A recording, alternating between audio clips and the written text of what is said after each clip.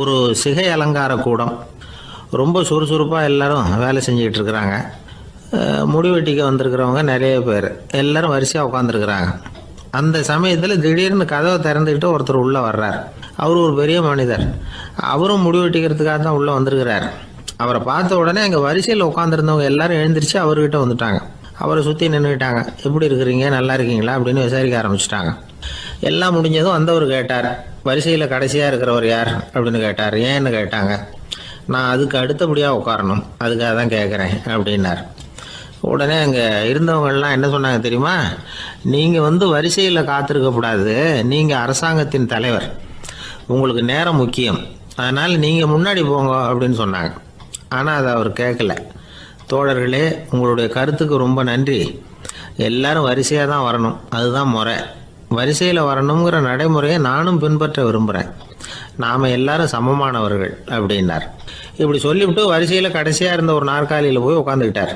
தன் சட்டை பையில் இருந்த ஒரு செய்தித்தாளை எடுத்தார், படிக்க ஆரம்பிச்சிட்டார். ஆனால் அங்கே இருந்தவங்களால இதை பார்த்துக்கிட்டு சும்மா இருக்க முடியல. ஒருத்தர் எழுந்திரிச்சு வந்தார். ஐயா, இப்போ என்னுடைய முறை வந்திருக்குது, நான் தான் போக வேண்டிய முறை.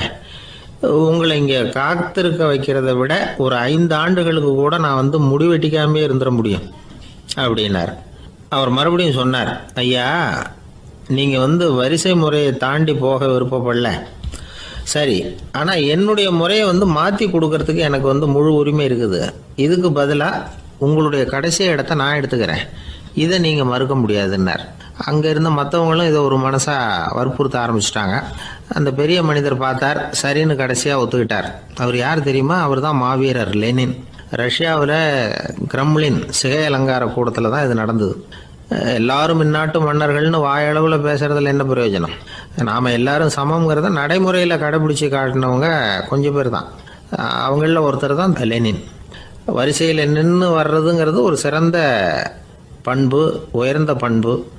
இன்றைக்கி பல இடங்களில் அது நமக்கு தேவைப்படுது. ஒரு ரேஷன் கடை வாசல், கடை திறக்கிறதுக்கு முன்னாடியே எல்லோரும் வரிசையில் நின்றுட்டாங்க. கடைசியாக வந்த ஒருத்தர் க்யூவில் முன்னாடி போகிறதுக்கு முயற்சி பண்ணுறார். ஏற்கனவே நின்றுட்டு இருக்கிறவங்க அவரை முன்னாடி போகிறதுக்கு விட மாட்டேங்கிறாங்க.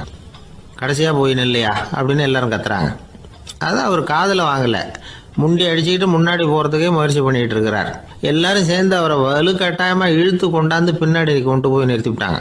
நிறுத்திவிட்டு சொன்னாங்க, இதை பாருப்பா, நாங்கள் இருக்கிற வரைக்கும் நீங்கள் முன்னாடி போய் எதையும் வாங்க முடியாது, தெரிஞ்சுக்கோ அப்படின்னாங்க. இப்போ அந்த ஆள் சொன்னாராம், நான் இங்கே பின்னாடி நிற்கிற வரைக்கும் நீங்களும் எதுவும் வாங்க முடியாது அப்படின்னாராம். ஏன்னு கேட்டிருக்கிறாங்க. நான் தான் அந்த கடையை திறக்க வேண்டிய ஆள் அப்படின்னா. ஒரு ஊரில் ஒரு மன்னன் இருந்தான், கொடுங்கோல் மன்னன். நிறைய தொந்தரவு பண்ணிக்கிட்டு இருந்தான். அவன் ஒரு தடவை என்ன பண்ணான் தெரியுமா? ஒரு தப்பும் பண்ணாத ஒரு இளைஞனை பிடிச்சி ஜெயிலில் அடைச்சுட்டான். அந்த பையனோட சொந்தக்காரங்கள்லாம் ராஜா கிட்ட போனாங்க. அவன் ஒரு தவறும் பண்ணலை, அவனை விடுதலை பண்ணுங்க அப்படின்னு கெஞ்சி கேட்டுக்கிட்டாங்க. மன்னன் யோசனை பண்ணான். அந்த இளைஞனை கூப்பிட்டுக்கிட்டு வர சொன்னான். அவனை கொண்டாந்து ராஜா முன்னாடி நிறுத்தினாங்க. இதை பாருப்பா, உன்னை நான் விடுதலை பண்ணுவேன், ஆனால் ஒரு கண்டிஷன். அந்த நிபந்தனையை நீ நிறைவேற்றினா உனக்கு விடுதலை அப்படின்னா மன்னன். சரின்னு ஒத்துக்கிட்டான் பையன். மன்னன் கண்டிஷன் என்னங்கிறத சொன்னான். உங்ககிட்ட ஒரு செம்மறி ஆட்டை கொடுக்க போகிறேன், 1 மாதத்துக்கு அதுக்கு தேவையான தீனியையும் கொடுக்க போகிறேன். 1 மாதம் கழித்து அந்த ஆட்டை எடை போட்டு பார்ப்பேன். அந்த ஆட்டின் எடை கொஞ்சம் கூட கூடி இருக்கக்கூடாது. எடை கூடி இருந்தால் உனக்கு விடுதலை கிடையாது. என்ன சொல்கிற அப்படின்னா. பையனுக்கு ஒன்றும் புரியல, பயமாக போயிட்டுது. குழம்பிக்கிட்டே நின்றுக்கிட்டு இருக்கிறான். சரி, ஒரு நாள் டைம் தரேன், நல்லா யோசனை பண்ணி பார்த்துட்டு நாளைக்கு உன் முடிவை சொல்லு அப்படின்னா மன்னன். பையன் கவலையோடு வெளியில் வந்தான். அங்கே ஒரு பெரியவர் நின்றுக்கிட்டு இருந்தார். அவர்கிட்ட விஷயத்தை சொன்னான். அந்த பெரியவர் இந்த பையனுக்கு காதோட காதாக ஒரு வழியை சொல்லி கொடுத்தார். அதை கேட்டதும் பையன் மறுபடியும் மன்னன் முன்னாடி நின்னா, உங்கள் நிபந்தனையை ஏற்றுக்கிறேன்னு சொன்னான். மன்னன் ஒரு ஆட்டுக்குட்டியையும் அதுக்கு 1 மாதத்துக்கு தேவைப்படுற தீவனத்தையும் கொடுக்கும்படியாக உத்தரவு போட்டான். கொடுத்தாங்க, ஓடிட்டு போயிட்டான். 1 மாதம் தினமும் தவறாமல் அந்த தீவனத்தை ஆட்டுக்குட்டிக்கு போட்டுக்கிட்டு இருக்கிறான். 1 மாதம் கழித்து அந்த ஆட்டை அரண்மனைக்கு ஓட்டிகிட்டு போனான். மன்னன் அதை எடை போட்டு பார்க்குறான், எடை கூடவே இல்லை, அப்படியே தான் இருக்குது. உடனே போட்ட நிபந்தனைப்படி அந்த இளைஞனை விடுதலை பண்ணிவிட்டான். சரி, ஆட்டுக்கு எடை கூடாமல் இருக்கிறதுக்கு அந்த பெரியவர் சொல்லி கொடுத்த யோசனை என்ன அப்படின்னா, அது வேற ஒன்றும் இல்லை. அந்த ஆட்டுக்கு எதிரில் அது கண்ணில் படுற மாதிரி ஒரு ஓனாயை கட்டி போட சொன்னார். அவ்வளவுதான். ஆட்டுக்கு ஓநாய்ங்கிறது பிறவி பகை. ஓநாயை பார்த்தா ஆடு நடுங்க ஆரம்பிச்சிரும், அவ்வளவு பயம். தினமும் அந்த ஆடு பயந்துக்கிட்டே தேனி சாப்பிட்டுது, எடை கூடல. அதுதான் ரகசியம். இது சின்ன பிள்ளைங்களுக்கான ஒரு கதை. இதிலேருந்து தெரிஞ்சுக்க வேண்டிய உண்மை என்னன்னா, நாமெல்லாம் சாப்பிட்றப்ப மனசும் உடம்பும் அமைதியாக இருக்கணும். அப்போ தான் அது உடம்புல விட்டும். அவசரத்துலேயும் பயத்துலையும் சாப்பிட்டா அது சரியாக ஜீரணமாகாது. இன்னொரு ராஜா இருந்தார். அவரும் ஒரு இளைஞனை ஜெயிலில் அடைச்சி விட்டார். விடுதலை பண்ணணும்னா ஒரு கண்டிஷன்னார். என்னன்னு கேட்டான். ஒரு ஆட்டுக்குட்டியை அவன் முன்னாடி கொண்டாந்து நிறுத்துவேன், நீ அதுக்கிட்ட ஒரு கேள்வி கேட்கணும், அதுக்கு சரியான பதிலை சொல்லணும். அப்படி செஞ்சுட்டா உனக்கு விடுதலைன்னார். இளைஞன் யோசனை பண்ணி பார்த்தான், சரின்னு ஒத்துக்கிட்டான். அது பிரகாரமே ஆட்டுக்குட்டியை பதில் சொல்ல வச்சுட்டான். என்ன நடந்தது தெரியுமா? ஆட்டுக்குட்டியை கொண்டாந்து நிறுத்தினாங்க. இவன் மெதுவாக அதுக்கிட்ட போனான். அது காதுகிட்ட போய் ஏப்ரலுக்கு அடுத்த மாதம் என்ன மாதம்னு கேட்டான். அது உடனே மேன்னு கத்திச்சு. இவன் விடுதலை ஆகிட்டான். ஒரு நண்பர் வந்தார். ரொம்பவும் இறுக்கமாக உடை அணிஞ்சிருந்தார். அதாவது ஆடைக்குள்ளே அவர் மாட்டிக்கிட்டு இருந்தது மாதிரி தெரிஞ்சது. ஏன் துணி குறைச்சலாக எடுத்துட்டிங்களா அப்படின்னு கேட்டோம். இல்லைங்க, எனக்கு எப்போவுமே இறுக்கமாக உடை அணிகிறது தான் பிடிக்கும் அப்படின்னார். ஒருத்தர் எப்படி உடை அணிகிறார் அப்படிங்கிறத வச்சு அந்த ஆள் எப்படிப்பட்டவர் அப்படிங்கிறத கண்டுபிடிச்சிடலாம். உடை அணிகிற விதம் ஒருத்தருடைய மனநிலையை வெளிப்படுத்துதான். இப்போ இறுக்கமான உடை அணிகிறவங்க பொதுவாக மன நிம்மதி இல்லாதவங்களாக இருப்பாங்களாம், கோபக்காரங்களாக இருப்பாங்களாம். ரொம்ப தொலைதொலைப்பாக ஆடை அணிகிறவங்க இருக்கிறாங்கல்ல, அவங்கெல்லாம் அமைதியான ஆளாக இருப்பாங்களாம், சாந்தமாக இருப்பாங்களாம். இவங்கெல்லாம் போராடுறதுக்கு சரியாக வரமாட்டாங்களாம். இப்படி ஒரு கணிப்பு இருக்குது. அதனால தான் போர் வீரர்களுக்கெல்லாம் இறுக்கமான உடையை தான் கொடுக்கறது வழக்கம். ஆனால் சன்னியாசிகளை பாருங்கள், அவங்களுக்கெல்லாம் ரொம்ப தொலை உடைகள் தான். அவங்கெல்லாம் டைட் பேண்ட் போட்டுக்கிட்டு நிற்க மாட்டாங்க சன்னியாசிகள்லாம். அதே மாதிரி சன்னியாசிகள்லாம் காவி உடைய தேர்ந்தெடுக்கிறதுக்கும் காரணம் உண்டு. பல ஆண்டுகள் சோதனை செஞ்சு பார்த்துட்டு தான் சன்னியாசத்துக்கு காவி தான் சரி அப்படின்னு முடிவு பண்ணியிருக்கிறாங்க. இப்போ பௌதீக விஞ்ஞானப்படியும் அதுதான் சரி. அதாவது சூரிய ஒளியில் 7 வண்ணங்கள் உண்டு. ஒரு பொருள் மேலே அது விழும்பொழுது அந்த பொருள் நமக்கு சிவப்பாக தெரிஞ்சதுன்னா அந்த பொருள் சிவப்பை தவிர மற்ற எல்லா நிற கதிர்களையும் உள்வாங்கிக்கிட்டு சிவப்பு நிறத்தை மட்டும் வெளியில் விடுது. அதாவது விலக்கி விடுது. அதனால தான் அந்த பொருள் சிவப்பாக தெரியுது. உடல் ஆரோக்கியத்துக்கு ஓரளவு சிவப்பு தேவைப்படுது. அதனால தான் காவி உடை அணிஞ்சால் சூரிய ஒளி ஓரளவு சிவப்பை விலக்கிவிடும். அதாவது சிவப்பின் பலனும் கிடைக்கும், இந்த சிவப்பின் கெடுதலும் இல்லை அப்படின்னு யோசனை பண்ணாங்க. காவி உதய வேளையின் நிறம். கீழ் வானத்தில் கதிர் உதிக்கிற வேளையில் முதல் ஒளி தோன்றுகிற நேரத்தில் காவி நிறம் தான் கசியும். தியானம் செய்கிறப்போ முதல்ல காணக்கூடிய ஒளி காவி நிறம்தான். தியானத்தின் உச்ச நிலையின் நிறம் நீலம். தியானம் காவி நிறத்தில் ஆரம்பமாகி நீல நிறத்தில் நிறைவடைகிறது அப்படிங்கிறார் ஓஷோ. நீலம் தியான சிகரம், காவி தியான ஆரம்ப குறியீடு, ஒரு சன்னியாசியின் ஆரம்ப தரிசனம் அப்படிங்கிறார் அவர்.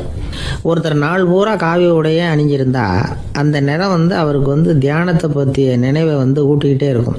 இப்படியே ஆடைக்கும் தியானத்துக்கும் இடையில ஒரு தொடர் ஏற்படுது. ஒரு துறவியின் உள்ளார்ந்த பண்பாக அது மாறுது. கடை வீதியில் ஒரு பொருள் வாங்க போகிறோம், அது மறந்துடக்கூடாதுங்கிறதுக்காக ஞாபகம் முடிச்சு போட்டுக்கிறோம். அந்த முடிச்சுக்கும் பொருளுக்கும் தொடர்பு இல்லை. ஆனால் கடை வீதிக்கு போன உடனே அந்த முடிச்சு அந்த பொருளை ஞாபகப்படுத்துது. அதாவது அந்த முடிச்சு ஒரு தொடர்பு அம்சமாக அமையுது. அது மாதிரி தான் காவி உடையும். ஒரு துறவி நடக்கும் பொழுது, சாப்பிடும் பொழுது, குளிக்கும் பொழுது அவருடைய காவி உடை அவருக்கு ஞாபகப்படுத்திக்கிட்டே இருக்கும். அது ஒரு நிலைப்படுத்தப்பட்ட நினைவாக ஞாபக முடிச்சாக மாறிடுது. காவி ஆடை இல்லைன்னா ஒருத்தரால் துறவியாக முடியாதுன்னு அர்த்தம் இல்லை. அதே நேரத்தில் காவி ஆடையால் ஒன்றும் பிரயோஜனம் இல்லை, அதில் ஒன்றும் அர்த்தம் இல்லை அப்படின்னு சொல்லிட முடியாது. இதுதான் உண்மை. இவ்வளவு தூரம் காவி ஆடையை பற்றி சொல்கிறதுனால எல்லாரும் சன்னியாசியாக போயிடுங்கோ அப்படின்னு நாம் சொல்கிறதாக யாரும் நினச்சிடக்கூடாது. மனசுக்கும் நிறத்துக்கும் உள்ள சம்பந்தத்தை தெரிஞ்சுக்கிறதுக்காக தான் இவ்வளவும். நமக்கு தெரிஞ்ச நண்பர் ஒருத்தர் இருக்கிறார், ஆஃபீஸில் வேலை பார்க்குறவர். ஒவ்வொரு மாதமும் 20ஆம் தேதிக்கு பிறகு அவரை போய் பார்த்தீங்கன்னா காவி உடை அணிஞ்சிக்கிட்டு, கண்ணை மூடிக்கிட்டு, கை ரெண்டையும் விரித்து வச்சுக்கிட்டு தியானத்திலேயே உட்காந்துருப்பார். ஏன் இப்படி பண்ணுறீங்கன்னு கேட்டேன். அதாவது 20ஆம் தேதிக்கு பிறகு என் கையில் ஒரு பைசா கூட கிடையாது, ஒரு சன்னியாசி லெவலில் இருக்கிறேன், என்கிட்ட எதுவும் செலவுக்கு கேட்காத அப்படின்னு என் மனைவிக்கு நான் சூக்காக உணர்த்துறதுக்காக அப்படி உட்காந்துருப்பேன் அப்படின்னு விளக்கம் கொடுக்குறார் அவர். ஊருக்கு வெளியில் அமைதியான ஒரு இடம், அங்கே ஒரு ஆசிரமம், அங்கே ஒரு சாமியார். அவர் தினமும் நல்ல போதனைகள்லாம் செய்வார். பல பேர் போய் அங்கேயே சில நாள் தங்கி இருந்து அவர் சொல்கிற அறிவுரைகளை எல்லாம் கேட்டுக்கிட்டு வர்றது வழக்கம். ஒரு தடவை அவரை பார்த்துட்டு போகிறதுக்காக 3 வெளியூர் தம்பதிகள் வந்தாங்களாம். அந்த மடத்திலேயே சாப்பிட்டுக்கிட்டு தங்கி இருந்து அவங்களுடைய போதனைகளை கேட்டுக்கிட்டு போகணுங்கிறது அவங்க நோக்கம். காலையில் குளிச்சுட்டு பூஜையில் உட்காந்தார் அந்த சுவாமி. இவங்களும் குளிச்சுட்டு அந்த பூஜையை பார்க்கறதுக்காக அவர் முன்னாடி வந்து உட்காந்தாங்க. பூஜை ஆரம்பமாச்சு. சம்பிரதாயப்படி அது ரொம்ப நேரம் நடந்துக்கிட்டே இருக்குது. இவங்களுக்கு நல்ல பசி இருந்தாலும் இந்த நேரத்தில் அதை எப்படி வெளியில் காட்டிக்கிறது? பேசாமல் இருந்தாங்க. அந்த சுவாமி பூஜையை முடித்தார். அதுக்கப்புறம் பேச ஆரம்பித்தார். பேச்சு அருமையாக தான் இருந்தது, அமிர்தமாக தான் இருந்தது. இருந்தாலும் இவங்களுக்கு இருக்கிற வயிற்று பசி அது சரியாக கவனிக்க விடலை. அந்த சுவாமியே இதை கவனிச்சதா தெரியல. இவங்களுக்கு மனசுக்குள்ள ஒரு எண்ணம், உள்ளே சாப்பாடு தயாராகிட்டு இருக்கும் போல இருக்கு, இந்த பேச்சு முடிஞ்சது நம்மளை உள்ளே அழைச்சிட்டு போய் சாப்பாடு போடுவாங்கன்னு நினைக்கிறோம் அப்படின்னு இவங்களாம் நினச்சிக்கிட்டாங்க. ஆனால் சுவாமி இதை பற்றி எதுவுமே பேசலை, கண்டுக்கலை. ஒரு அம்மாவால் அதுக்கு மேலே சும்மா இருக்க முடியுமா? முடியல. சாப்பாட்டை கவனிக்கலாமா அப்படின்னு சொல்லி மெதுவாக ஆரம்பித்தாங்க. ஓ கவனிக்கலாமே அப்படின்னு உள்ளே அழைச்சிட்டு போனார் சுவாமி.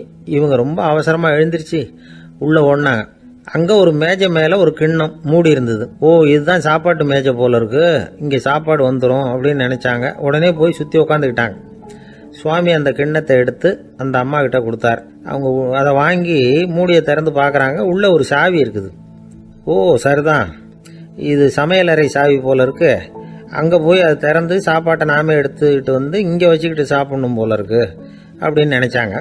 சாவி இருக்கு இல்லையா, வாங்க பூட்டு நிறையா காட்டுறேன் அப்படின்னு சுவாமி அவங்கள அழைச்சிட்டு போனார், காட்டினார். இவங்க அந்த அறையை ரொம்ப அவளோட திறந்தாங்க. உள்ளே பார்த்தா அங்கே அரிசி, பருப்பு, விதவிதமான காய்கறி எல்லாம் இருக்குது. சமையலுக்கு வேண்டிய மிளகாய், எண்ணெய், பால், தயிர், நெய் இப்படி எல்லாமே இருக்குது. அடுப்பு, விறகு, நெருப்பு போட்டி அது கூட அங்கே இருக்குது. சாப்பாடு தயாராக இருக்கும்னு நினச்சிக்கிட்டு போனால் இப்படி இருக்குதே அப்படின்னு சொல்லி அதை பார்த்ததும் ரொம்ப சோர்ந்து போட்டாங்க அவங்க. சுவாமி என்ன இது சாப்பாடு இல்லையா அப்படின்னாங்க. அதுதான் சாப்பாட்டுக்கு வேண்டிய எல்லாம் இங்கே இருக்குதே, அடுப்பு மூட்டி நீங்கள் தான் அவங்கவுங்க ருசிக்கு தகுந்த மாதிரி சமைச்சிக்கணும். இந்த சன்னியாசிக்கு எப்படி சமைக்க தெரியும் அப்படின்னு கேட்டார் சுவாமி. சாப்பாடு தயாராக இருக்கும்னு நாங்கள் எதிர்பார்த்தோம் அப்படின்னாங்க. நீங்கள் இப்படி சொல்லுவீங்கன்னு நானும் எதிர்பார்த்தேன். இது வரைக்கும் நான் எவ்வளவோ தத்துவம்லாம் எடுத்து சொன்னேன். எல்லாத்தையும் விட இதுதான் அனுபவபூர்வமான தத்துவம். ஆண்டவன் நமக்கு நல்ல மனசை கொடுத்துருக்குறான், நல்ல வாய்ப்புகளையும் தந்திருக்கிறான், அதையெல்லாம் பயன்படுத்திக்கக்கூடிய மூளையையும் சிந்தனையையும் கொடுத்துருக்குறான். அதனால் அடுப்பை தான் நீங்கள் மூட்டணும், அடுப்பு நீங்கள் தான் மூட்டணும், உங்களுக்கு உகந்ததை நீங்கள் தான் சமைச்சு ருசித்து அனுபவிக்கணும். ஆண்டவனே அதை செஞ்சிகிட்டு இருக்க மாட்டான் அப்படின்னாராம் அந்த சுவாமி. நம்முடைய வாழ்க்கையில் பல நல்ல பலன்களை பெறறதுக்கு நாம் தான் முயற்சி பண்ணணும். அதுக்குரிய சூழ்நிலையை தான் ஆண்டவன் கொடுப்பானே தவிர அதை விளக்கறதுக்காக தான் அந்த சுவாமி அப்படி செஞ்சு காட்டியிருக்கிறார். இது ஒரு பெரியவர் இப்படி ஒரு விளக்கம் கொடுத்தார். அதுக்கப்புறம் அந்த 3 தம்பதிகளும் தெளிவடைஞ்சுட்டாங்களாம். நாம் தெளிவடைகிறது எப்போங்கிறது தான் தெரியல அப்படின்னு பல பேர் இதை கேட்டுட்டு சொல்லிட்டு இருக்கிறாங்க. இந்த கதையை நம்முடைய நண்பர் ஒருத்தர்கிட்ட சொன்னேன். அந்த நண்பர் ரொம்ப சந்தோஷப்பட்டார். நீங்கள் சொல்கிறது கரெக்டு சார், ஆனால் நான் அதை விட ஒரு படி மேலே சார். எனக்கெல்லாம் அரிசி பருப்பு இருக்கிற ரூம் எதுன்னு கையை காட்டிட்டா போதும், உடனே கிண்ணத்துலேருந்து சாவியை எடுத்து கொடுக்கணுங்கிற அவசியம்லாம் இல்லை எனக்கு. அப்புறம் எப்படி ரூமை திறந்துருவீங்க அப்படின்னு கேட்டேன். பூட்டை உடைச்சி திறந்துருவேன், அதுதான் எனக்கு பழக்கம் அப்படிங்கிறார். வாழ்க்கையில் வெற்றி பெற என்ன வழி? இது ஒரு முக்கியமான கேள்வி. இதுக்கு எல்லாரும் பொதுவாக சொல்கிற ஒரு பதில், உழைச்சா வெற்றி பெறலாம் அப்படிங்கிறது தான். வாழ்க்கையில் வெற்றி பெற உழைப்பு மட்டும் இருந்தால் போதாது, நேர்மையும் வேணும் அப்படிங்கிறார் பால் ஹாஃப்மேன். இவர் யார் தெரியுமா? இவர் ஒரு பெரிய பொருளாதார நிபுணர். 2வது உலகப் போர் முடிஞ்ச சமயம் அப்போ இவர் அமெரிக்காவின் நிதி ஆலோசகராக இருந்தார். தன்னுடைய வாழ்க்கையில் நடந்த பழைய நிகழ்ச்சி ஒன்று அவர் சொன்னார். இளம் வயசில் படித்து முடித்ததும் அவர் வேலை தேடிக்கிட்டு இருந்தாராம். அப்போ ஒரு கால்நடை வைத்தியர்கிட்ட போய் வேலை கேட்டிருக்கார். இவர் அங்கே போன சமயத்தில் அந்த டாக்டர் தன்னுடைய பழைய கார் ஒன்றை விற்பனை செய்யறதுக்காக வேற ஒருத்தர்கிட்ட பேரம் பேசிக்கிட்டு இருந்தார். வாங்க வந்தவர் இவர்கிட்ட அந்த காரை பற்றின விவரம்லாம் கேட்டுக்கிட்டு இருந்தார். கார் நல்ல நிலைமையில் இருக்குமா அப்படிங்கிற கவலை அவருக்கு. எல்லா விவரங்களையும் கேட்டுக்கிட்டு அவர் கடைசியாக சொன்னார், டாக்டர், இந்த காரை நீங்களே என்னுடைய ஊருக்கு ஓட்டிகிட்டு வர வேண்டியது. கார் எந்த ரிப்பேரும் ஆகாமல் என்னுடைய ஊருக்கு சேர்ந்துட்டுதுன்னா அங்கேயே நான் பணம் கொடுத்து இந்த காரை வாங்கிக்கிறேன் அப்படின்னார். நம்ம கார் அவ்வளோ தூரத்துக்கு வழியில் எந்த கோளாறும் இல்லாமல் போய் சேருமா அப்படிங்கிற சந்தேகம் டாக்டருக்கு. அவர் என்ன செஞ்சார் தெரியுமா? தன்கிட்ட வேலை கேட்டு வந்திருந்த இளைஞர் பால் ஹாஃப்மேனை கூப்பிட்டார். அவர்கிட்ட சொன்னார், இதை பாருப்பா, இந்த காரை நீ அவருடைய ஊர் வரைக்கும் நல்லபடியாக ஓட்டிகிட்டு போய் சேர்த்துட்டுன்னா உனக்கு நான் வேலை கொடுத்து விட்றேன். அது மட்டும் இல்லை, காரு விற்கிற தொகையில் கமிஷனும் கொடுக்குறேன், என்ன சம்மதமா அப்படின்னு கேட்டார். ஹாஃப்மேன் யோசனை பண்ணார். அதுக்கப்புறம் சரின்னு சொல்லி சம்மதிச்சார்.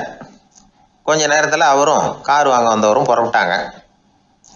இவர் ரொம்ப சிரமப்பட்டு வழியில் எங்கேயும் நிறுத்தாமல் காரை ரொம்ப சாமர்த்தியமாக ஓட்டிகிட்டு போய் சேர்த்துட்டார். இவரை அழைச்சிக்கிட்டு வீட்டுக்குள்ளே போனார். அப்புறம் கேட்டார், இதை பார்ப்பா, இப்போ சொல்லு, இந்த காரோட நிலைமை இப்போ எப்படி இருக்குது?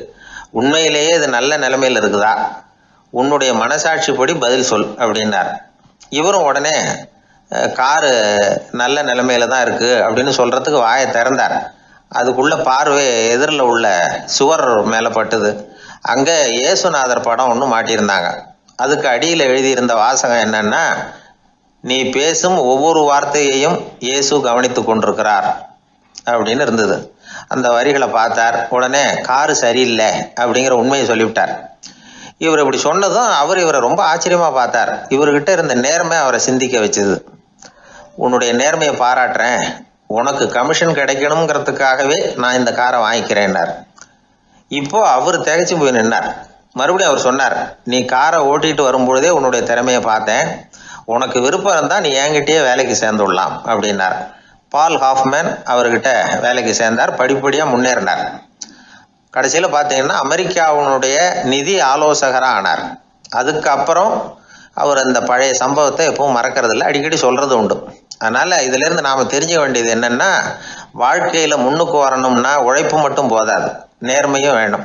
ஆனால் இந்த காலத்தில் சிலருடைய நேர்மை நமக்கு ஆச்சரியமாக கூட இருக்கும். ஒருத்தர் புஸ்தக கடை வச்சுருந்தார். ரொம்ப நேரமாக தேடி ஒரு புத்தகத்தை கையில் எடுத்தார். அதுக்கு பில் போட சொன்னார். அந்த புத்தக கடைக்கு வந்த இன்னொருத்தர் பில் போடுறவர், சார் இந்த புத்தகம் மகா அறுவை, மகா மட்டம், இது வேணாம் உங்களுக்கு, வேற ஏதாவது ஒன்று பாருங்கன்னார். புத்தக கடை வச்சிருக்கிறவரே இப்படி சொன்னார். வாங்க வந்தவர் இவர் ஆச்சரியமாக பார்த்தார். உங்கள் நேர்மையை பாராட்டுறேன், அது சரி, இந்த புத்தகத்தை ஏற்கனவே நீங்கள் படித்து பார்த்துட்டீங்களான்னு கேட்டார். அதை படித்து வேறு பார்க்கணுமான்னார். அப்புறம் எப்படி இது மகாமட்டம்னு சொல்கிறீங்க அப்படின்னார். அதை எழுதினவனே நான் தான் சார் அப்படின்னார் அவர். இது ஒரு விதமான நேர்மை, நேர்மையை ஒத்துக்கிறது. எப்படி இருந்தாலும் வாழ்க்கையில் உழைப்பும் நேர்மையும் உயர்வதற்கு வழிகள், உழைப்பை விட நேர்மை முக்கியம் அப்படிங்கிறத புரிந்து கொண்டால் வாழ்க்கையில் வெற்றி நிச்சயம். எல்லாமே நாற்காலிக்கு ஆசைப்படாதவர்கள் அப்படின்னு சொல்லிட முடியாது. ஏன்னா நிறைய பேர் நாற்காலிக்கு ஆசைப்படுறவங்கள நாம் பார்க்குறோம். உட்கார்றதுக்கு ஒரு நாற்காலி கிடைச்சிடாதா, அதோட ஒரு கால் உடஞ்சி முக்காலியாக இருந்தாலும் பரவாயில்ல, ஒரு மாதிரியாக அனுசரித்து உட்காந்துக்கலாம் அப்படின்னு அலையிறவங்க எத்தனை பேர்? இந்த காலத்தில் மட்டும்தான் அப்படின்னு இல்லை, அந்த காலத்துலேயும் இதே மாதிரி ஆசைகள் சபலங்கள் இருந்திருக்கும் போல இருக்குது. பரமசிவன் வசிஷ்டருக்கு ஒரு விசேஷமான ஆசனத்தை கொடுத்துருந்தாராம். சரி, அப்படி என்ன அதில் விசேஷம்னா, வசிஷ்டர் ஒரு குறிப்பிட்ட இடத்துக்கு போகணும்னு நினச்சி புறப்படுறாருன்னு வச்சுக்கோங்க. அவருக்கு முன்னாடியே இந்த ஆசனம் புறப்பட்டுரும். போய் ஒரு வசதியான இடமா பார்த்து இருந்துக்கும். வசிஷ்டர் போவார். அங்கே போனதும் எங்கே உட்காரலாம்ங்கிற இட பிரச்சனையெல்லாம் அவருக்கு ஏற்படுறதில்ல. அதுதான் இவருடைய இருக்கை அங்கே முன்னாடியே போய் காத்துக்கிட்டு இருக்குதே. நேராக போவார், அதில் உட்காந்துக்குவார். மற்ற முனிவர்கள்லாம் இதை பார்த்தாங்க. அவங்களுக்கு பொறாமையாக இருந்து தான் எல்லோரும் ஒரு இடத்துல கூடி இதை பற்றி பேசியிருக்கிறாங்க. என்ன இது, நாமளும் அவரை மாதிரி தானே இருக்கிறோம், இருந்தாலும் நமக்கும் அது மாதிரி ஒரு ஆசனம் கிடைக்கலையே அப்படின்னு யோசனை பண்ணியிருக்காங்க. சரி, நேராக பரமசிவன்கிட்டே போவோம், இதை பற்றி கேட்போம் அப்படின்னு நினச்சிக்கிட்டு போனாங்களாம். பரமசிவனை பார்த்துருக்குறாங்க. ஐயா, நாங்களும் முனிவர்கள் தானே, வசிஷ்டர் பண்ணுறது மாதிரி நாங்களும் உங்களை குறித்து கடும் தவம் பண்ணிக்கிட்டு தானே இருக்கிறோம். அப்படி இருக்கும்பொழுது அவருக்கு மட்டும் ஏன் இந்த விசேஷ சலுகை அப்படின்னு கேட்டிருக்காங்க. அதுக்கு பரமசிவன் சொன்னாராம், முனிவர்களே, உங்கள் கேள்விக்கு நான் பதில் சொல்கிறேன், ஆனால் அதுக்கு முன்னாடி நீங்கள் ஒரு காரியம் பண்ணணும்னாராம். என்ன செய்யணும் சொல்லுங்கன்றிருக்காங்க. நீங்கள் ஒவ்வொருத்தரும் தனித்தனியாக போய் உங்களை விட உயர்ந்த ஒருத்தரை தேடி கண்டுபிடிச்சி அவருக்கு அதிதி பூஜை பண்ணி அவரை ஒரு மண்டலத்துக்குள்ளே என்கிட்ட அழைச்சிட்டு வந்துருங்க அப்படின்னாராம். சரின்னு எல்லாரும் புறப்பட்டுருக்காங்க. அவங்க போனதுக்கப்புறம் நந்தி தேவனை அழைச்சி வசிஷ்டரை கூப்பிட்டுக்கிட்டு வர சொன்னாராம். அவர் வந்தார். வணங்கினார். வசிஷ்டரே, இன்னையிலேருந்து ஒரு மண்டலத்துக்குள்ளே உங்களை விட தாழ்ந்தவர் ஒருத்தரை தேடி கண்டுபிடிச்சி அவருக்கு அதிதி பூஜை பண்ணி அவரை என்கிட்ட கூப்பிட்டுட்டு வாங்கன்னு விட்டார். சரின்னு இவரும் புறப்பட்டு போயிட்டார். கொஞ்ச நாள் ஆச்சு. முனிவர்கள்லாம் திரும்பி வந்தாங்க. பரமசிவன் முன்னாடி வந்து நின்னாங்க. ஐயா, எவ்வளவோ தேடி பார்த்துட்டோம், எங்களை விட உயர்ந்தவர்கள் யாருமே கிடைக்கல அப்படின்னாங்களாம். வசிஷ்டரும் வந்து சேர்ந்தார். ஐயா, எவ்வளவோ தேடி பார்த்தேன், என்னை விட தாழ்ந்தவர் யாருமே கிடைக்கல அப்படின்னாராம். அவரே தொடர்ந்து சொன்னார், என்னுடைய மனைவி எனக்கு அடங்கினவ தானே, அவளுக்காவது அதிதி பூஜை பண்ணி அழைச்சிட்டு வந்துடலாமான்னு யோசித்து பார்த்தேன். என்னோட மனசு அதுக்கும் இடம் கொடுக்கல. ஏன்னா அவளோட பதிவிரதத்துக்கு முன்னாடி நாம் ஏமாத்திரம் அப்படின்னு யோசித்து பார்த்தேன். அதனால் அந்த எண்ணத்தையும் கைவிட்டுவிட்டேன் அப்படின்னு ரொம்ப வருத்தத்தோடு சொன்னாராம். இதை கேட்ட உடனே மற்ற முனிவர்களுக்கு வெக்கமாக போச்சு. இந்த உலகத்தில் நம்மளை விட மேலானவங்க யாருமே இல்லைன்னு நாம் நினைச்சோம். வசிஷ்டரோ தன்னை விட தாழ்வானவங்க யாருமே இல்லைன்னு நினைக்கிறார். பரமசிவன் ஏன் அந்த ஆசனத்தை அவருக்கு மட்டும் கொடுத்தார் அப்படிங்கிற கேள்விக்கான பதில் அவங்களுக்கு கிடச்சிட்டுதான். இந்த காலத்தில் நாம் எப்படி நினைக்கிறோம்னா, எல்லாரும் நம்மளை விட மட்டமானவங்கன்னு நினைக்கிறோம். அதனால் நாம் மட்டும் நாற்காலியில் உட்காந்தா போதும் அப்படின்னு நினைக்கிறோம். ஏமாந்து போனவங்க சந்தர்ப்பம் பார்த்து காலை வாரி விட்டுடுறாங்க, கீழே விழுந்து காலை உடச்சிக்கிறோம். அதுதான் இன்றைக்கி நடக்கிறது. ஒரு அம்மா தன்னோட வீட்டுக்காரரை ஒரு மனோதத்துவ டாக்டர்கிட்ட அழைச்சிட்டு போனாங்களாம். என்ன ப்ராப்ளம்னு கேட்டிருக்கார் டாக்டர். எங்கள் வீட்டுக்காரர் அடிக்கடி நாற்காலியில் உட்காந்து காலை உடச்சிக்கிறார் அப்படின்னாங்களாம். அப்படின்னா அந்த நாற்காலியில் தான் ஏதோ கோளாறு அப்படின்னாரான் டாக்டர். அப்படி இருக்க முடியாது டாக்டர் அப்படின்னாங்களாம் அந்த அம்மா. அது எப்படி அவ்வளோ உறுதியாக சொல்கிறீங்கன்னு கேட்டிருக்கார் அந்த டாக்டர். எங்கள் வீட்டில் நாற்காலியே கிடையாது டாக்டர், இவர் இருக்கிறதா நினச்சிக்கிட்டு உட்கார்றார், அதுதான் ப்ராப்ளம். அளவுக்கு மிஞ்சினால் அமிர்தமும் நஞ்சு அப்படின்னு சொல்லுவாங்க. அது உண்மைதான்.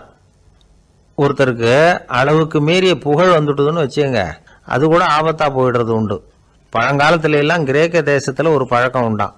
அதாவது யாராவது ஒருத்தரை நாடு கடத்தணும்னா அதுக்கு ஒரு வழி உண்டு. அதாவது ஒருத்தரை நாடு கடத்தணும்னு மக்கள் விரும்புகிறாங்கன்னு வச்சுங்களேன், அவர் பேரை ஒரு மண்பாண்ட ஓட்டுச்சில்லில் எழுதி அதை ஒரு குறிப்பிட்ட பொது இடத்துல போட்டுற வேண்டியது, அவ்வளவுதான். இது மாதிரி பல பேர் போட்டுக்கிட்டே இருப்பாங்க, எல்லாம் அப்படியே குவிஞ்சு போயிடும். அந்த ஓட்டாஞ்சில்லு குவியலில் யாருடைய பேர் அதிகமாக இருக்குதோ அந்த நபரை ஒரு 10 ஆண்டுகள் நாடு கடத்தி விடுவாங்க. இது அந்த ஊர் வழக்கமாக. ஒரு நாள் அந்த குவியலுக்கு பக்கத்தில் ஒரு ஆள் நின்றுட்டு இருக்கிறான். அவன் கையில் ஒரு ஓட்டாஞ்சில்லு வச்சிருக்கிறான். அதில் யாரோட பேரையோ எழுதணும், எழுதி அந்த இடத்துல போடணுங்கிறது அவன் ஆசை. ஆனால் அவன் படிக்காதவன், அதனால் எழுத தெரியல. யாராவது அந்த வழியாக வர்றாங்களான்னு பார்த்துக்கிட்டே நின்றுக்கிட்டு இருந்தான். ஒரு பெரியவர் வந்துக்கிட்டு இருந்தார். அவர்கிட்ட ஓடினான். கையில் இருந்த மண்பாண்ட சில்லை கொடுத்தான். ஐயா, இதில் ஒரு பேர் எழுதி கொடுங்களேன்னா அந்த பெரியவர் அதை வாங்கி கையில் வச்சுக்கிட்டு, என்ன பேர் எழுதணும் சொல்லு அப்படின்னா. இவன் சொன்னான், அரிஸ்டைடிஸ் அப்படின்னு எழுதுங்க அப்படின்னா. இதை கேட்டதும் அந்த பெரியவருக்கு அதிர்ச்சி. ஏன்னா அவர் தான் அரிஸ்டைடிஸ், தத்துவ மேதை அரிஸ்டைடிஸ் அவர். இருந்தாலும் நான் தான் அதுங்கிறத காட்டிக்காம அந்த ஆளுகிட்ட கேட்டார். அது சரிப்பா, அரிஸ்டைடிஸ்ங்கிற பேரை எழுத சொல்ற, அவர் உனக்கு என்ன கெடுதல் பண்ணார், அவர் பேரை இதில் எழுத சொல்றியே அப்படின்னு கேட்டிருக்கார். அதுக்கு இவன் சொன்னானா, அவர் எனக்கு எந்த கெடுதலும் பண்ணல, அவரை நான் பார்த்தது கூட இல்லை அப்படின்னு இருக்கான். அப்புறம் எதுக்காக அவரை நாடு கடத்தணும்னு நீ ஆசைப்படுற அப்படின்னு கேட்டிருக்கார். இப்போ அந்த ஆள் சொல்கிறான், அரிஸ்டைடஸை பற்றி எல்லாரும் பேசுகிறாங்க, அவர் ரொம்ப நல்லவர், அவர் ஒரு பெரிய அறிவாளிங்கிறாங்க, அவர் ஒரு பெரிய வள்ளல், பேரறிஞர், இப்படி எல்லாரும் சொல்கிறத கேட்டு கேட்டு எனக்கு ரொம்ப அழுத்து போயிட்டுது, அதனால தான் வெறுப்பாயிட்டேன் அப்படின்னு நானும். இதிலேருந்து என்ன தெரியுது, நாம் நல்லவனாக இருக்கிறதுல ஒன்றும் இடைஞ்சல் இல்லை. ஆனால் நம்மளை நல்லவன் நல்லவன் எல்லாரும் சொல்ல ஆரம்பிச்சிட்டாங்கன்னு வச்சுக்கோங்க, அப்போ இடைஞ்சல் ஆரம்பம்னு அர்த்தம். எதுவுமே அளவுக்கு மிஞ்சி போகாமல் பார்த்துக்க வேண்டியது ரொம்ப அவசியம். அளவுக்கு அதிகமாக ஆசைப்படாதவங்களில் ஆப்ரஹாம் லிங்கனும் ஒருத்தரான். அவர் ஒரு தடவை தன்னுடைய நண்பர்கள்கிட்ட பேசிக்கிட்டு இருந்தாராம். ஒருத்தர் கேட்டிருக்கார், ஒரு மனுஷனுக்கு கால்கள் எவ்வளோ உயரம் இருக்கணும் அப்படின்னு கேட்டாராம். இதுக்கு ஆப்ரஹாம் லிங்கன் சொன்னாராம், அது என்ன, இடுப்புலேருந்து தரையை தொடுற அளவுக்கு உயரம் இருந்தால் போதும் அப்படின்னாராம். என்னுடைய நண்பர் ஒருத்தர், அவருக்கு ஜாதகத்தில் நம்பிக்கை உண்டு, அவரே ஜோசியம்லாம் பார்ப்பார். என்ன சார் இந்த காலத்தில் இதையெல்லாம் நம்பிக்கிட்டு இருக்கீங்களே அப்படின்னு கேட்டால், உங்களுக்கு ஒன்றும் தெரியாது சார், இந்த உலகத்தில் ஒவ்வொருத்தரும் அவங்கவங்க செய்கிற நல்லது கெட்டதுக்கு தகுந்த பலனை அனுபவிச்சே தீரணும் பார். அது மட்டும் இல்லை, ஒருத்தன் செத்துட்டா கூட அவன் செஞ்ச பாவ புண்ணியங்கள் கூடவே போய்கிட்டு இருக்கும் பார். அது எப்படி கூட போவோம் அப்படின்னு குதர்க்கமாக கேட்டால் அதுக்கு அவர் ஒரு கதை சொன்னார். அது ரொம்ப சுவாரஸ்யமாக இருந்தது. அது என்ன கதைன்னா, ஒரு ஊரில் ஒருத்தர் இருந்தாராம். அவர் ஜோசியம் பார்க்குறதுல ரொம்ப கெட்டிக்காரரான். ஒருத்தருடைய தலைமுடியை மட்டும் அவர்கிட்ட காட்டினா போதும், அதை மட்டும் பார்த்துட்டு அவருடைய ஜாதகத்தையே அலசி விடுவாராம். அப்பேற்பட்ட திறமை. அந்த ஆள் ஒரு சமயம் கன்னியாகுமரி கடற்கரைக்கு போயிருந்திருக்கார். அங்கே கரை ஓரமாக ஒரு மண்டை ஓடு கிடந்திருக்கு. அதை எடுத்து பார்த்துருக்கார். அந்த மண்டை ஓட்டை வச்சுக்கிட்டே அதோட ஜாதகத்தை அலசியிருக்கார். இந்த மண்டை ஓட்டுக்கு உரிய ஆசாமி வாழ்க்கையில் ரொம்ப கஷ்டப்பட்டிருக்கணும், நிறைய கஷ்டத்தை அனுபவிச்சிருக்கணும். அது தாங்க முடியாமல் தான் கடலில் விழுந்து தற்கொலை பண்ணிட்டு இருக்கான் அப்படிங்கிறத அவர் கணிச்சுட்டார். இருந்தாலும் இந்த மண்டை ஓடு இன்னமும் அனுபவிக்க வேண்டியது பாக்கி இருக்கு அப்படிங்கிறத அவர் உணர்ந்தாராம். அது சரி, ஒருத்தன் உயிரோடு இருக்கிற வரைக்கும் நல்லது கெட்டதை அனுபவிக்க முடியும், செத்ததுக்கு அப்புறமும் பாக்கி இருக்குன்னா அதை எப்படி அனுபவிக்கிறது? இந்த மண்டை ஓட்டுக்கு இன்னும் கொஞ்சம் பாக்கி இருக்குங்கிறது அவருக்கு புரிஞ்சதே தவிர அதோட அர்த்தம் என்னங்கிறது சரியா விளங்கலை. சரி, இதை இன்னும் கொஞ்சம் விவரமாக ஆராய்ச்சி பண்ணுவோம் அப்படின்னு நினச்சிக்கிட்டு அதை தன்னுடைய வீட்டுக்கே எடுத்துகிட்டு போயிட்டார். அந்த மண்டை ஓட்டை ஒரு பெட்டியில் வச்சு பூட்டினார். தன்னுடைய தனி அறையில் அதை பத்திரமா வச்சுக்கிட்டார். தினமும் ராத்திரி ஆனதும் தன்னுடைய மனைவியை பார்த்து, நீ போய் பூஜை அறையில் தனியாக படுத்துக்க அப்படின்னு சொல்லிவிட்டு தினம் ராத்திரி 12 மணிக்கு பெட்டியை திறந்து அவர் பார்ப்பார். மண்டை ஓடு அப்படியே இருந்ததே தவிர இன்னும் கொஞ்சம் பாக்கி இருக்குங்கிறதுக்கு அர்த்தம் அவருக்கு விளங்கலை. அந்த மண்டை ஓட்டுக்கு இன்னும் என்ன பாக்கி இருக்க போகுது? எப்படியோ ஒரு 10 நாள் போச்சு. அந்த வீட்டம்மாவுக்கு சந்தேகம் வந்துட்டுது. நம்ம வீட்டுக்காரரு நம்மளை தனியாக ஏன் தூங்க சொல்கிறார் அப்படிங்கிற சந்தேகம். உடனே பக்கத்து வீட்டு அம்மா கிட்ட விஷயத்தை சொல்லியிருக்கிறாங்க. அந்த அம்மா உடனே, நீ கவலைப்படாத, நான் கண்டுபிடிச்சி சொல்கிறேன் அப்படின்னு சொல்லிவிட்டாங்களாம். அன்னைக்கு ராத்திரியே ஜன்னல் வழியாக எட்டி பார்த்துருக்குறாங்க. இந்த ஆள் மண்டை ஓட்டை கையில் வச்சுக்கிட்டு அது திருப்பி திருப்பி பார்த்துக்கிட்டு இருக்கிறான். அதை பார்த்துட்டாங்க.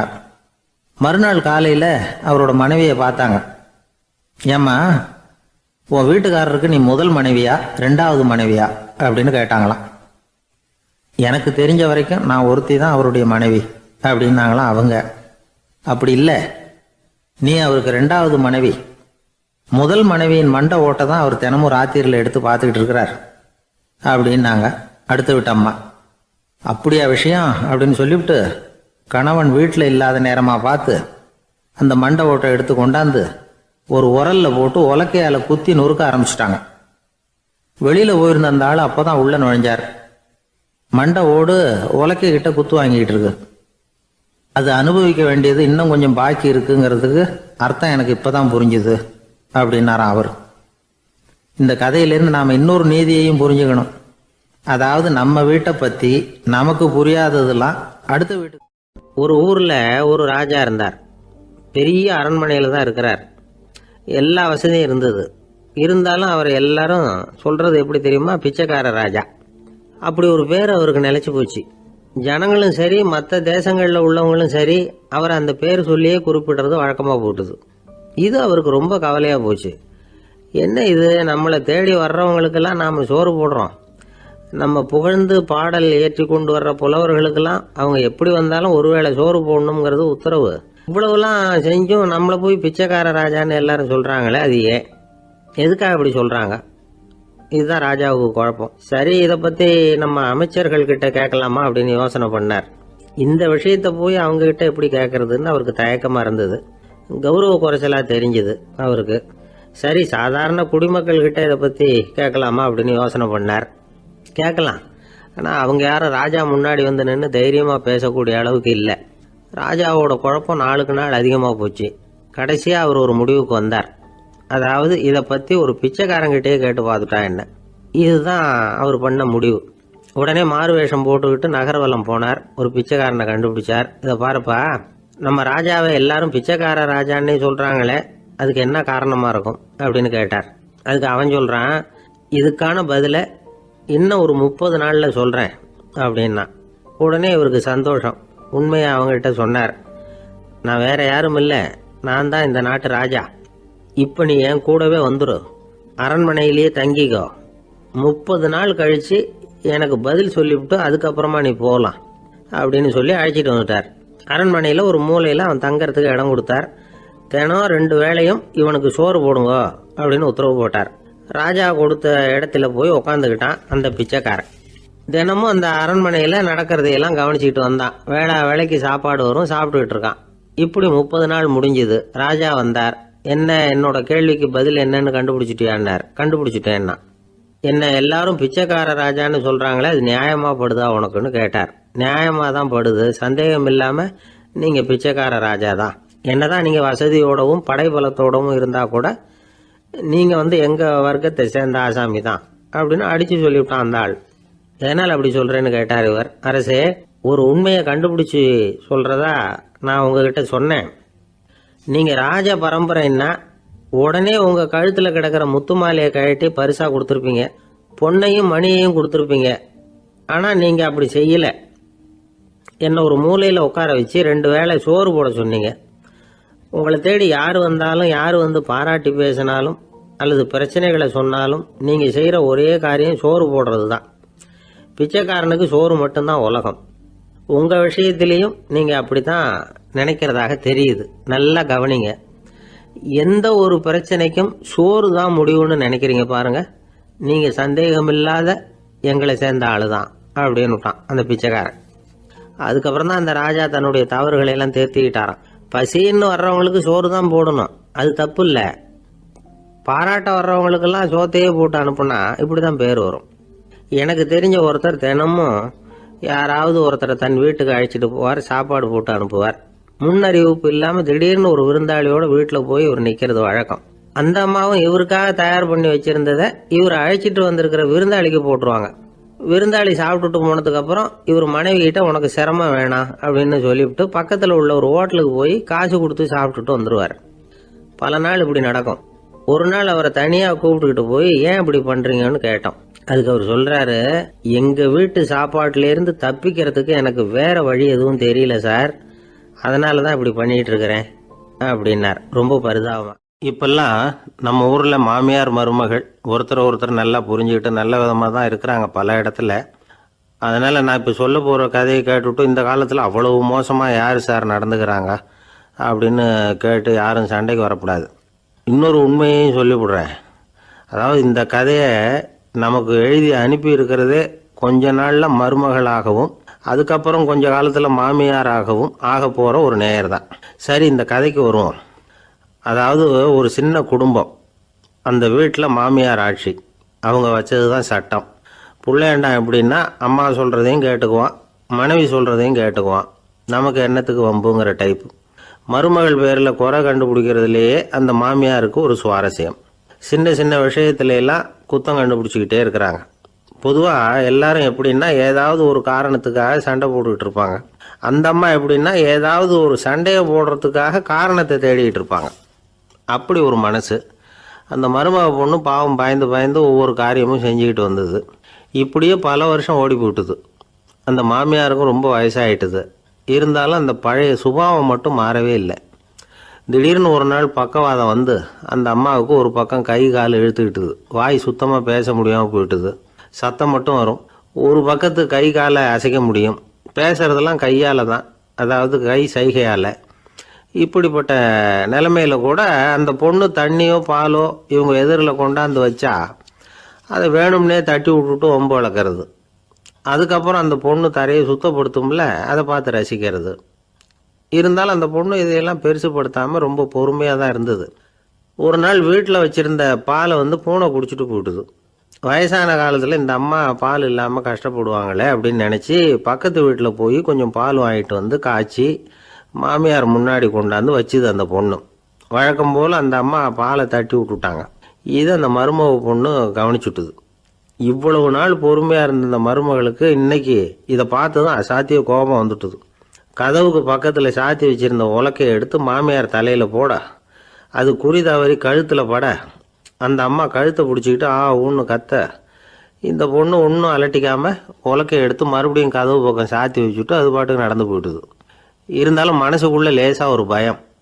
கணவன் வீட்டுக்கு வந்ததும் என்ன விஷயம்னு கேட்டால் எப்படி சமாளிக்கிறது. அன்னைக்குன்னு பார்த்து ரொம்ப நேரம் கழித்து வீடு வந்து சேர்ந்தான் கணவன். உடனே அந்த அம்மா புகார் பண்ண ஆரம்பிச்சுட்டுது. பேச்சு தான் வராத. அதனால் ஒரு பக்கத்து கையால் சைகை காட்டுது. கதவுக்கு பக்கத்தில் இருந்த உலக்க பக்கமாக கையை நீட்டி காட்டி அப்படியே அந்த கையை தன் கழுத்துக்கு பின்பக்கமாக சுற்றி காட்டி நாக்கை வெளியில் நீட்டி நடந்த விஷயத்தை புரிய வைக்கிறதுக்கு முயற்சி பண்ணுது. இவனுக்கு ஒன்றும் புரியல. என்ன சொல்கிறாங்க அம்மா அப்படின்னு மனைவிகிட்ட கேட்குறான். அதுக்கு அந்த பொண்ணு ரொம்ப புத்திசாலித்தனமா, என்னங்க உங்கள் அம்மா சொல்கிறது உங்களுக்கு இன்னும் புரியலையா?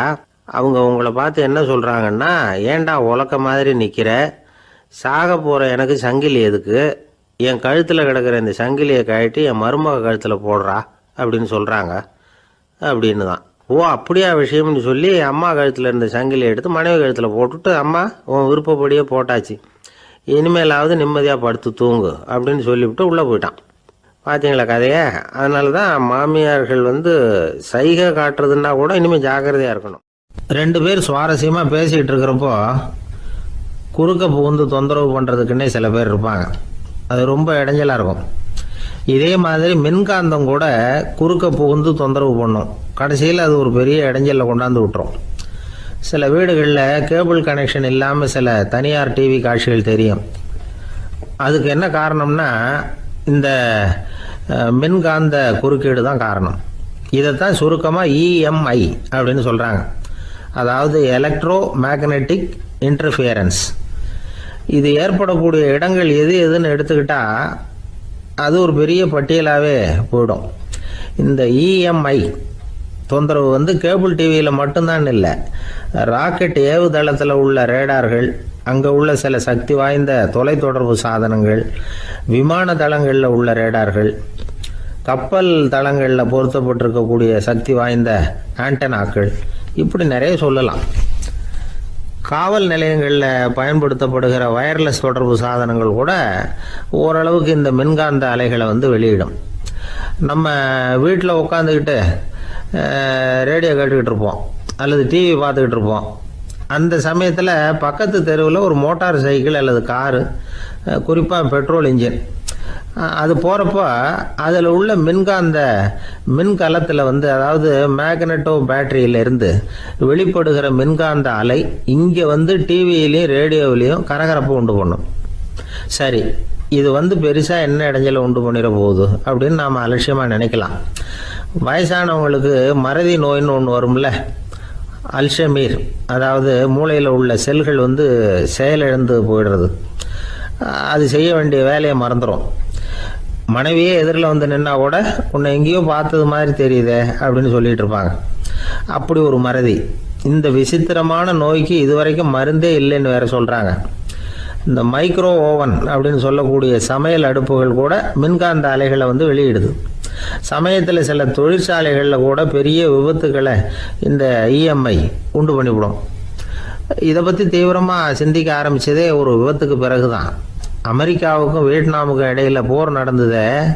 அந்த சமயம் அமெரிக்காவுக்கு சொந்தமான விமானம் தாங்கி கப்பல் ஒன்று வியட்நாமை தாக்கிறதுக்கு தயாராக ஏவுகணைகளோட கடலில் நிறுத்தி வைக்கப்பட்டிருந்தது. தற்செயலாக அந்த பகுதியில் கப்பல் தொலைத்தொடர்பு பகுதிக்கு அருகில் ஊடுருவிய அந்த சக்தி வாய்ந்த ரேடியோ அலைகள் ஏவுகணையில் இருந்த மின்னணு சர்க்கியூட்டை பூர்த்தி செஞ்சு வச்சுட்டுது. அவ்வளவுதான், ஏவுகணை அங்கேயே வெடித்து சிதறி போச்சு. 130 பேர் அந்த இடத்துலயே உடல் கருகி செத்து போட்டாங்க. ஏகப்பட்ட பொருள்கள் நாசம். இந்த விபத்துக்கான காரணம் என்னங்கிறத உடனடியாக யாராலையும் கண்டுபிடிக்க முடியல. ரொம்பவும் கடுமையாக முயற்சி பண்ணி கடைசியாக கண்டுபிடிச்சாங்க. இது இந்த இஎம்ஐ வேலை தான் அப்படின்னு. மின்னணு தொலைபேசிகள் இருக்கு. இதில் பேசும்பொழுது நம்ம காதை அதாவது செவியை ஊடுருவக்கூடிய மின்காந்த அலையானது மூளைக்கு போய் அங்கே மூளை கட்டிகளை உருவாக்க ஊக்கம் கொடுக்குது அப்படின்னு வேற கண்டுபிடிச்சிருக்கிறாங்க. இந்த இஎம்ஐ ரொம்ப குறைஞ்ச மின்காந்த அழுத்தத்தில் நமக்கு எந்த பாதிப்பையும் ஏற்படுத்துறதில்லை. மின்காந்த அலைகள் அழுத்தத்தோடு இருக்கிற இடங்களில் ரொம்ப நேரம் இருந்தோம்னா நம்ம உடம்பின் வெப்பநிலை 2 டிகிரி செல்சியஸ் வரைக்கும் அதிகரிக்குதாம். அதனால் வெப்பநிலையை சீராக்கிறதுக்கு இதய துடிப்பும் அதிகரிக்குது. இப்படிலாம் கண்டுபிடிச்சிருக்கிறாங்க. இப்போல்லாம் இந்த மின்காந்த குறுக்கீடுகளை தடுக்கிறது எப்படி அப்படின்னு விஞ்ஞானிகள் யோசனை செய்ய ஆரம்பிச்சிருக்கிறாங்க. இந்த விஷயத்தில் அலட்சியமாக இருந்தோம்னா எதிர்காலத்தில் நிறைய பேருக்கு இந்த ஞாபக மறதி நோய் வந்துடும். அப்புறம் அது ரொம்ப கஷ்டமாக போயிடும். ஒரு குடும்ப தலைவர் தன் மனைவியை பார்த்து, யார் நீ, உன்னை எங்கேயோ பார்த்தது மாதிரி இருக்குதே அப்படின்னு சொல்லிக்கிட்டு இருந்தார். உடனடியாக அவரை போய் பார்த்தேன். வாங்க டாக்டர்கிட்ட போகலாம் அப்படின்னு. அவர் என்னை தனியாக அழைச்சிட்டு போய் காதோட காதாக மெதுவாக சொல்கிறார், இதை பாருப்பா, என் கையில் பணம் இல்லாத போகலாம், அப்படி மறதி நோய் வந்துட்டது மாதிரி நடிச்சுக்கிட்டு இருப்பேன், அவ்வளவுதான், அதை நீ கண்டுக்காத அப்படின்னார். ஒரு பெரிய பியானோ கலைஞர் வியன்னாவில் இருந்தார். ரொம்ப புகழ்பெற்ற இசை கலைஞர் அவர். இங்கிலாந்து மகாராணி விக்டோரியா அவருடைய சங்கீதத்தை கேட்கணும்னு ஆசைப்பட்டாங்க. அவரை அரண்மனைக்கு கூப்பிட்டாங்களாம். பியானோ வாசிக்க சொல்லி கேட்டாங்களாம். இவரும் ரொம்ப பிரமாதமாக வாய்ச்சி காட்டியிருக்கார். உடனே பாராட்டி பரிசுகள்லாம் கொடுத்து அனுப்புனாங்களாம். அந்த இசையை கேட்கறதுல அரசிக்கு ரொம்பவும் ஆர்வம் உண்டு. அதனால அதுக்கப்புறமும் அந்த கலைஞர் அடிக்கடி அரண்மனைக்கு வர வேண்டிய அவசியம் ஏற்பட்டது. ஏன்னா அரசி கூப்பிட ஆரம்பிச்சாங்க. இவர் போகணும், அங்கே இசை நிகழ்ச்சி நடத்தணும். இவர் அங்கே பாடி வாசிக்கிறது உண்டு. ஒரு தடவை மகாராணி அவரை பார்த்து, உங்கள் நாட்டு தேசிய கீதம் பாடுங்களேன் அப்படின்னு கேட்டாங்களாம். உடனே அவர் தன்னுடைய நாடான ஆஸ்திரியாவின் தேசிய கீதத்தை பாடியிருக்கிறார். அவர் பாட ஆரம்பித்த உடனே மகாராணி எழுந்திருச்சு நின்னாங்களாம். அதுக்கு மரியாதை செலுத்துகிற நோக்கத்தோட பாட்டு முடிகிற வரைக்கும் அப்படியே நின்றுகிட்டு இருந்தாங்களாம். இதுதான் அந்த அரசியினுடைய பெருந்தன்மை. அதாவது நாட்டுப்பற்றுங்கிறது அந்த அளவுக்கு அப்படி இருக்கணும். இப்படி ஒரு அரசியே நம்ம நாட்டு தேசிய கீதத்துக்கு எழுந்திருச்சு நின்று மரியாதை செலுத்துறாங்க அப்படிங்கிறத புரிஞ்சுக்கும் பொழுது அந்த முதிய கலைஞரின் மகிழ்ச்சிக்கு அளவே இல்லையாம். அதுக்கப்புறம் அந்த பியானோ கலைஞர் ஒரு நாள் தன்னுடைய நண்பர் ஒருத்தர்கிட்ட பேசிக்கிட்டு இருந்தாராம். அப்போ சொன்னாராம், மகாராணியார் எனக்கு எவ்வளவோ பரிசுகள்லாம் கொடுத்துருக்குறாங்க. ஒரு தடவை எனக்கு வைரக்கல் பதித்த அணி ஒன்றை கூட பரிசாக கொடுத்தாங்க. ஆனால் அதை விட உயர்ந்த விலை மதிக்க முடியாத அணி என்ன தெரியுமா? நான் என்னுடைய நாட்டு தேசிய கீதத்தை நான் பாடுறப்போ அவங்க எழுந்திருச்சு நின்று மரியாதை செலுத்தினாங்களே, அதுதான் எனக்கு கிடைச்ச மிகப்பெரிய பரிசு அப்படின்னாராம். எனக்கு தெரிஞ்ச சங்கீத வித்வான் ஒருத்தர் இருக்கார். சமீபத்தில் ஒரு நாள் அவரை பார்த்தேன். எப்படி போயிட்டு இருக்கு உங்க தொழில் அப்படின்னு கேட்டேன். ரொம்பவும் வித்தியாசமாக போயிட்டு இருக்குங்க அப்படின்னார். என்ன சொல்றீங்க அப்படின்னு. முன்னாடியெல்லாம் நான் பாடினா எதிரில் இருக்கிறவங்க தான் எழுந்திரிச்சு போயிட்டு இருந்தாங்க. இப்போ எப்படின்னா நான் பாட ஆரம்பிச்சுட்டா உடனே பக்கவாத்தியக்காரனே எழுந்திரிச்சு போயிடுறான் அப்படின்னார் ரொம்ப வேதனையோட. ஒருத்தரை பார்த்து உன்னுடைய நண்பர்கள் யார் அப்படின்னு ஒரு கேள்வி கேட்டு பாருங்க. கொஞ்சம் யோசிச்சு யோசிச்சு பதில் சொல்லுவாங்க. அவங்க கிட்டேயே உன்னுடைய எதிரிகள் யார் அப்படின்னு கேளுங்க, கடகடன்னு ஒப்பிச்சிருவாங்க. நம்ம மனசு இருக்க அது எப்படின்னா, நம்ம நண்பர்களை விட எதிரிகளை அது நல்லா ஞாபகத்தில் வச்சுக்கும். இது ஒரு ஆச்சரியமான உண்மை. உங்களால் நண்பர்களை மறந்துட முடியும், ஆனால் எதிரிகளை மறந்துட முடியாது. இது ஒரு வேடிக்கையான நிலைமை தான். அழகான தருணங்களை நாம் ஏன் மறந்துடுறோம்? இது இயற்கை. ஏன்னா நம்ம மனசு மலர்களை கவனிக்கிறது இல்லை, அதில் இருக்கிற முள்ளை தான் கவனிக்குது. தன்னை காயப்படுத்துகிற எதையும் அது உடனே கண்டுகொள்ளுது. ஒரு தெளிந்த சிந்தனையுடைய மனசு மிக அழகாக உள்ள எல்லாத்தையும் கவனிக்கும். அது நன்றியுடன் உணரக்கூடிய எல்லாத்தையும் பார்த்து குறிச்சிக்கும். இப்படிப்பட்டவங்க வாழ்க்கை இயல்பாகவே நல்லா அமையும். அது ரொம்ப அபூர்வம். மனசில் உள்ள ஒரு சிறிய அமைப்பை மாற்றுவதை பொறுத்து தான் இந்த விஷயம் அப்படிங்கிறார் ஓஷோ. ஒரு யூத கோவில் இருந்துதான், அது யூதர்களின் மடமாகவும் இருந்தது. அங்கே ஒரு தலைமை குரு, அவர் ரொம்ப கண்டிப்பானவர். அந்த கோவிலை ஒட்டி ஒரு தோட்டம்.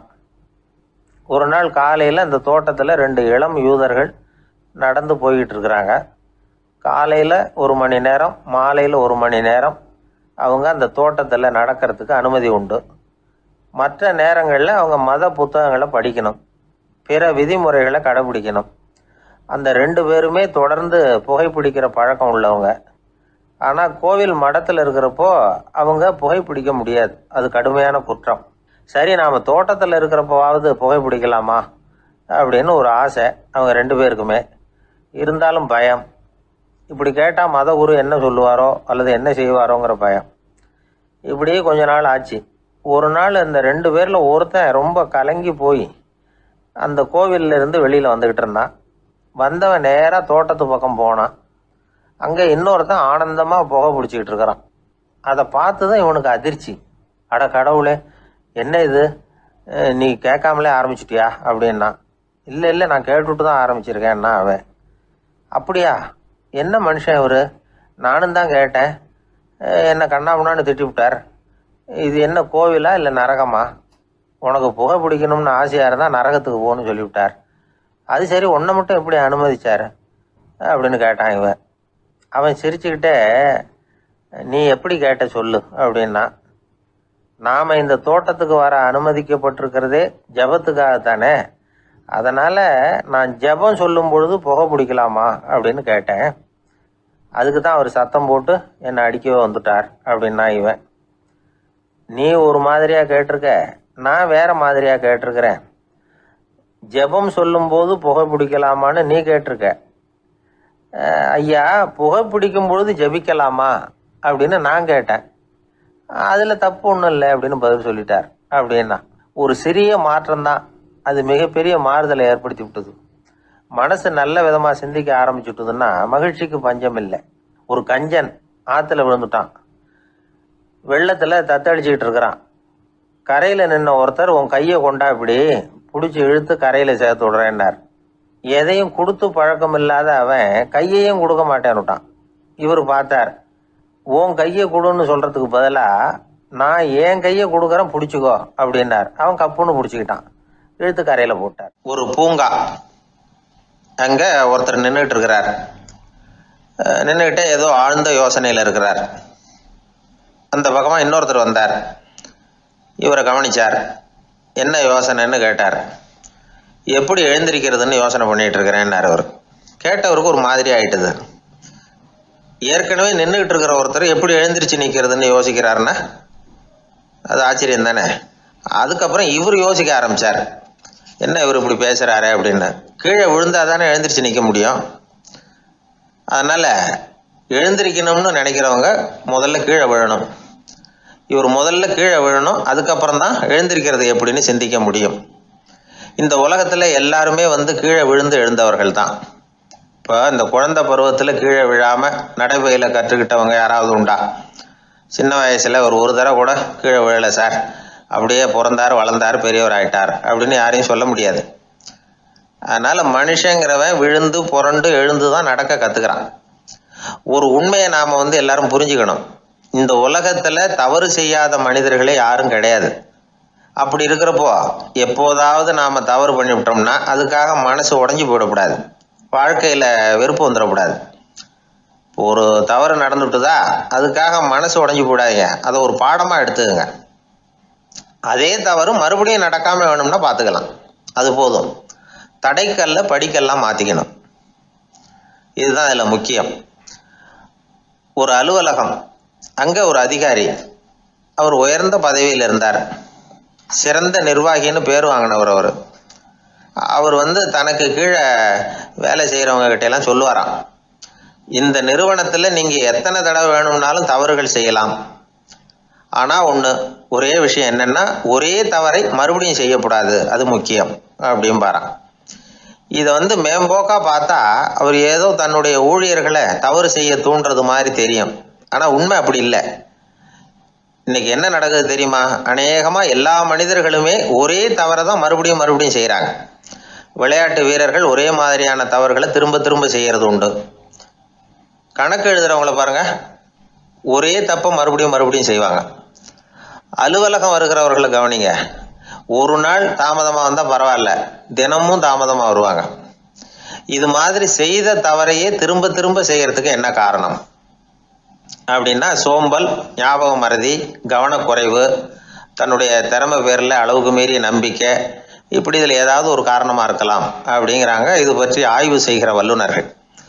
ஒரு தடவை செஞ்ச தவிர மறுபடியும் செய்யறது இல்லைன்னு முடிவு செஞ்சுக்கிட்டு அதை செயல்படுத்த கற்றுக்கணும், அது போதும், வாழ்க்கை வெற்றிகரமாக அமையும் அப்படிங்கிறாங்க அந்த அனுபவசாலிகள். அதனால் வெற்றிகரமாக வாழ்க்கையில் நடைபோட விரும்பும் இளைஞர்கள் தவிர்க்க வேண்டியது என்னென்னா, முதல்ல சோம்பலை தவிருங்கள், சுறுசுறுப்பாக இயங்குங்கள் அப்படிங்கிறது அவங்க அறிவுரை. ரெண்டாவது ஞாபக மறதி, எந்த செயல்லையும் ஈடுபாடு வேணும், அக்கறை வேணும். மூணாவது கவனக்குறைவு, எதையும் அலட்சியப்படுத்தக்கூடாது. நாலாவது என்னால் முடியாது, எதுவுமே கிடையாது அப்படிங்கிற அளவுக்கு மீறிய நம்பிக்கை, அது ஆபத்தில் கொண்டு போய் விட்டுரும். அதனால் முதல் தவறு உங்களுக்கு ஒரு பாடமாக அமையணும். ஒரு மனிதர் அவர் தன்னுடைய 2 காதுலையும் கட்டு போட்டுக்கிட்டு வந்தார். அவருடைய நண்பர் அதை கவனிச்சுட்டார். என்ன சார் ஆச்சு, 2 காதுலையும் கட்டு போட்டுருக்கீங்களே அப்படின்னு விசாரிச்சார். ஒன்றுமில்லை சார், வீட்டில் ரொம்ப ஆர்வமாக டிவியில் கிரிக்கெட் மேட்ச் பார்த்துக்கிட்டு இருந்தேன். அப்போது என்னுடைய மனைவி துணிகளுக்கு அயர்ன் பண்ணிக்கிட்டு இருந்தாங்க. அயர்ன் பாக்ஸை அப்படியே வச்சுட்டு அடுப்பங்கரைக்கு போயிட்டாங்க. அந்த சமயம் பார்த்து டெலிஃபோன் பண்ணி அடிச்சுது. அவசரமாக ஓடி போய் அதை எடுத்து காதில் வச்சேன். அப்போ தான் தெரியும் அது அயர்ன் பாக்ஸுங்கிற விஷயம். சூடாக இருந்ததா, சுட்டு விட்டுது அப்படின்னார். 1 காது சரி சார், 2 காதும் ஏன் அப்படி ஆச்சு அப்படின்னு கேட்டார். அதே ஆள் மறுபடியும் ஃபோன் பண்ணான் சார் அப்படின்னார். இவர் எவ்வளோ தூரம் யோசிச்சிருப்பார் பாருங்க. அதனால் ஒரு தவறு மறுபடியும் நடக்கக்கூடாது. முதல் தவறு உங்களுக்கு ஒரு பாடமாக அமையட்டும் அப்படிங்கிறது தான் இதிலிருந்து நாம் தெரிந்து கொள்ள வேண்டிய கருத்து. அதனால் தவறுகள் அதெல்லாம் தடைக்கெல்லாம் நினைக்க வேண்டாம், படிக்கெல்லாம் நினைப்போம். அப்படி நினைச்சோம்னா வாழ்க்கையில் வெற்றி நிச்சயம். ஒரு ராஜா இருந்தார். அவர் ஒரு பெரிய கோயில் கட்டினார். பல ஊர்கள்லேருந்து சிற்பிகள்லாம் கொண்டுகிட்டு வந்தார். அழகழகா சிற்பங்களை செய்ய சொன்னார். ஊரில் உள்ள ஜனங்களும் கோயில் கட்டுறதுக்கு அவங்களால முடிஞ்ச உதவியை செஞ்சாங்க. ராத்திரி பகலா வேலை நடக்குது. கோயில் கொஞ்சம் கொஞ்சமாக வசந்துக்கிட்டே வந்துட்டுது. அந்த ஊரில் ஒரு வயசான அம்மா இருந்தாங்க, ரொம்ப ஏழை. அவங்களுக்கு மனசுக்குள்ள ஒரு உறுத்தல், இந்த ஊரில் எல்லாரும் இந்த கோவில் கட்டுறதுக்கு அவங்களால முடிஞ்ச உதவியை பண்ணிட்டு இருக்கிறாங்க, நம்மளால ஒன்றும் பண்ண முடியலையே அப்படின்னு நினச்சி கவலைப்பட்டாங்க. அவங்களுக்கு மனசு கேட்கல, ஏதாவது செய்யணும் நம்மளால முடிஞ்சது அப்படின்னு யோசனை பண்ணாங்க. நல்ல வெயில் நேரத்தில் சிற்பிகள்லாம் ரொம்ப சிரமப்பட்டு சிலை வடிச்சுக்கிட்டு இருக்கிறாங்கல்ல, அவங்களுக்கு அந்த நேரம் தாகம் எடுக்குமே. அதனால சிரமப்பட்டு ஒரு குடத்துல தண்ணியை எடுத்துக்கிட்டு அதை இடுப்புல வச்சுக்கிட்டு மெதுவாக கொண்டுகிட்டு அங்கே போகிறது அப்படின்னு முடிவு பண்ணிட்டு அந்த அம்மா போச்சு. அங்கே போய் வேலை செய்கிறவங்களுக்கு தாகம் எடுக்கிற போலாம் ஒரு கோவலையில் தண்ணியை எடுத்து கொடுத்துக்கிட்டு இருக்கிறது. இப்படியே பண்ண ஆரம்பிச்சுட்டு அந்த அம்மா. ஏதோ அந்த அம்மாவால் முடிஞ்ச ஒரு சின்ன உதவி இது. இப்படி கொஞ்சம் கொஞ்சமாக வேலை நடந்தது. கோபுரம் வசந்தது, எல்லா வேலையும் முடிஞ்சது. இனிமேல் கடைசியாக கற்ப கிரகத்தின் மேலே விமானம் அமைக்க வேண்டியது தான் பாக்கி. அந்த வேலையும் ஆரம்பமாச்சு. அந்த சிற்பிகள்லேயே அனுபவசாலியான ஒருத்தர் இந்த அம்மாவை தேடிட்டு வந்தார். பாட்டி, உங்ககிட்ட இருக்கிற ஏதாவது ஒரு பொருளை கொடுங்க, அந்த விமானத்தில் வைக்கலாம் அப்படின்னு நாங்கள் நினைக்கிறோம் அப்படின்னார். இந்த அம்மாவுக்கு ஒன்றும் புரியல. ஏதாவது இருந்தாவில கொடுக்கலாம், எதுவும் இல்லையே, என்ன பண்ணுறது யோசனை பண்ணாங்க. இதை பாருப்பா, என்கிட்ட என்ன இருக்கு, இந்த வாசப்படியில் கிடக்குது, இந்த கல் தான் இருக்குது, வேணும்னா இதை எடுத்துட்டு போங்க அப்படின்னாங்க. உடனே அந்த கல்லை பேர்த்து எடுத்துட்டு போயிட்டாங்க அவங்க. அங்கே போய் பார்த்தா என்ன ஆச்சரியம், அந்த விமானத்து உச்சியில கலசங்களை அமைக்கிறதுக்கான பிரம்ம எந்திரத்தை மூடுற கருங்கல் ஒன்று தேவையா இருந்தது. இவங்க எடுத்துட்டு போன கல்லு அதுக்கு ரொம்ப பொருத்தமா அமைஞ்சு போச்சு. ஏதோ அதுக்காகவே அளவெடுத்து செஞ்சது மாதிரி அமைஞ்சுட்டுது. அந்த கல்லையே அங்க அப்படியே பதிச்சுட்டாங்க. ஒரு வழியா கோவிலை கட்டி முடிச்சாங்க. அடுத்தது கும்பாபிஷேகம். அதுவும் ரொம்ப சிறப்பா கோலாகலமா நடந்து முடிஞ்சது. இவ்வளவையும் பார்த்த அந்த ராஜாவுக்கு மனசுக்குள்ள ரொம்ப பெருமையா இருந்தது. இவ்வளவு பெருசா இந்த கோவில் உருவாகிறதுக்கும் இவ்வளவு சிறப்பா இந்த விழா நடக்கிறதுக்கும் நாம தானே காரணம் அப்படின்னு மனசுக்குள்ள நினைச்சுக்கிட்டார். இப்படி நினைச்சுக்கிட்டே அன்னைக்கு ராத்திரி அரண்மனையில படுத்து தூங்கினார். உடனே ஒரு கனவு. ஆண்டவனே அந்த ராஜாவோட கனவுல வந்தார். ராஜா ஆண்டவனை வணங்கினார். இறைவா, உங்களுக்காக நான் கட்டி இருக்கிற கோவில் எப்படி இருக்குது, நல்லா இருக்குதா அப்படின்னு கேட்டார் ராஜா. அதுக்கு இறைவன் சொன்ன பதில் என்ன தெரியுமா, நீ கட்டின கோவில்ல அந்த கிழவியோட நிழல்ல நான் சுகமா இருக்கிறேன் அப்படின்னாராம். இப்படி சொல்லிவிட்டு கடவுள் மறைஞ்சுட்டார். கனவு கலைஞ்சுது. ராஜா விசாரிச்சார், யார் அந்த கிழவி அப்படின்னு. எல்லாரும் விவரத்தை சொன்னாங்க. அப்பதான் ராஜா நினைச்சு பார்த்தார், இந்த கோவிலை நானே கட்டினதாக ரொம்ப பெருமைப்பட்டுக்கிட்டேன். ஆனா அந்த வயசான அம்மா வீட்டு வாசல்ல கிடந்த கல்லு அது இறைவனுக்கு சுகமான நிழல் கொடுக்கறதாக சொல்றாரு அப்படிங்கறத எண்ணி பார்த்தார். நான்கிற எண்ணம் நழுவி போயிட்டுதான். கோபுரம் எவ்வளவு பெருசுங்கிறது முக்கியம் இல்ல, குணம் எவ்வளவு பெருசுங்கிறது தான் முக்கியம். அந்த வயசான அம்மா நம்ம நாட்டுல வாழறது தான் நமக்கு உண்மையான பெருமை அப்படின்னு நினைச்சாராம் ராஜா. இந்த காலத்திலயும் ஒரு ஊர்ல ஒரு கோவில் கட்டினாங்க. எல்லா ஜனங்களும் அவங்களால முடிஞ்சதை செஞ்சாங்க.